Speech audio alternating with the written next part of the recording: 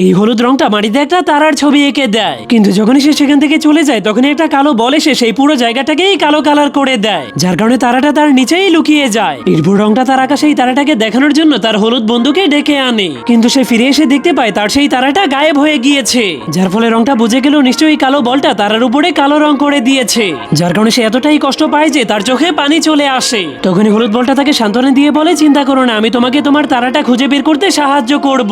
এরপর সে মাথায় একটা গোয়েন্দার টুপি পরে নেয় আর হাতে একটা ম্যাগনিফাইং গ্লাস নিয়ে তারাটাকে মনোযোগ দিয়ে খুঁজতে শুরু করে দেয়, কিন্তু অনেকক্ষণ ধরে খোঁজার পরেও সে তারাটাকে খুঁজে পাচ্ছিল না, যার কারণে তারাটাকে খুঁজতে খুঁজতে তার চেহারাটাও ময়লা হয়ে যায়। তখনই সেখান দিয়ে একটা ম্যাঙ্গো বল যেতে শুরু করলে হলুদ বলটা তাকে দেখে অবাক হয়ে যায়, কারণ সেই ম্যাঙ্গো বলটা যেখান দিয়ে যেত সেখানকার মাটি সাদা হয়ে যেত, যার কারণে তখনই তারা দুইজন তার কাছে গিয়ে তার কাছ থেকে সাহায্য চাইতে শুরু করে, যা শুনে ম্যাঙ্গো বলটা তাদেরকে সাহায্য করতে রাজি হয়ে যায়। সে সবার প্রথমে হলুদ রং এবং হলুদ বলের শরীরটাকে পরিষ্কার করে দিয়ে মাটির কালো রঙগুলোকে মুছতে শুরু করে দেয়, আর তার পিছে পিছে হেঁটে হেঁটে হলুদ রং এবং হলুদ বলটা তারাটাকে খুঁজতে শুরু করে দেয়। ম্যাঙ্গো বলটা দুইটা গোল দাগ এঁকে দিলে হলুদ রংটা সেখানে একটা স্নোম্যান বানিয়ে দেয়। তখন তিন বন্ধু মিলে অনেক কষ্ট করে কাজ করতে করতে কিছুক্ষণ পর তারা মাটিতে অল্প একটু হলুদ রং খুঁজে পায়। সেই তারাটাকে খুঁজতে খুঁজতে তিন বন্ধু মিলে অনেক সুন্দর একটা ছবি এঁকে দিয়েছিল, আর সেই হলুদ তারাটা স্নোম্যানের মাথার উপরে দেখতে সব থেকে বেশি সুন্দর দেখাচ্ছিল।